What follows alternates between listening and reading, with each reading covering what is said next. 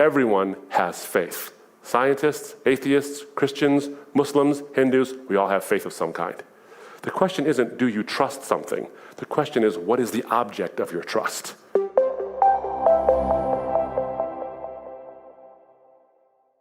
You see, faith has been often been misunderstood as blind belief without evidence. People will say this all the time. We walk by faith and not by sight. See, even the Bible suggests that we should believe things without evidence. But is that what's really going on in the Bible? I think the answer is no. Even that verse doesn't suggest that you should just believe things and you walk by faith and not by sight because we just proceed in life blindly not believing, not understanding what's going to happen to us because we walk without evidence. No, the whole idea behind that verse and other verses like it is that we walk by faith in what God has done. So you don't walk by faith in seeing what God will do in the future. You don't know that. What you walk by is a faith in what God will do. You trust what God will do because you see what he has done in the past. There's plenty of evidence for what he's done in the past. Not only the creation of the universe, but moving in actual history.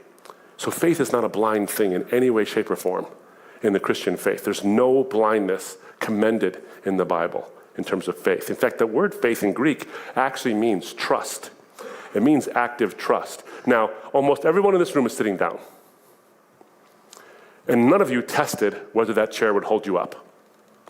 Before you planted your bulk into that chair, you didn't bring out the weights that they use when they make chairs and they make car seats and all that, and they drop it and pick it back up and drop it and say, yep, this will fit, this will be fine, I'll sit here.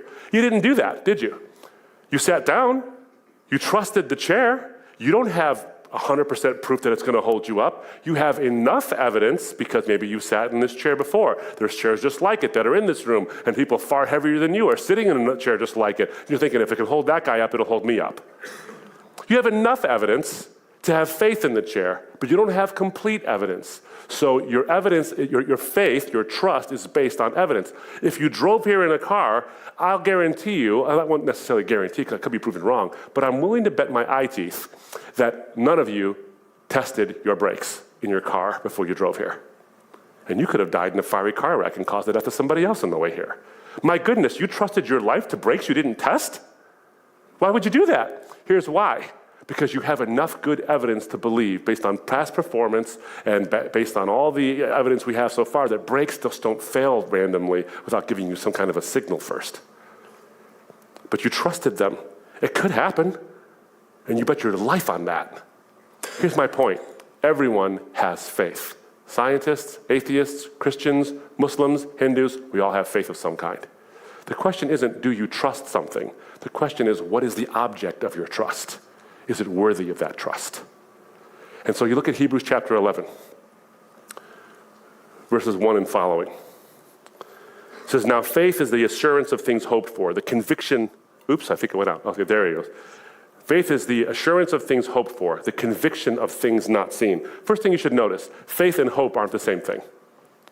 Faith and hope are not synonymous. We often think of faith and hope as the same thing. Like, I hope the Starbucks is open because I really could use a shot of caffeine this morning.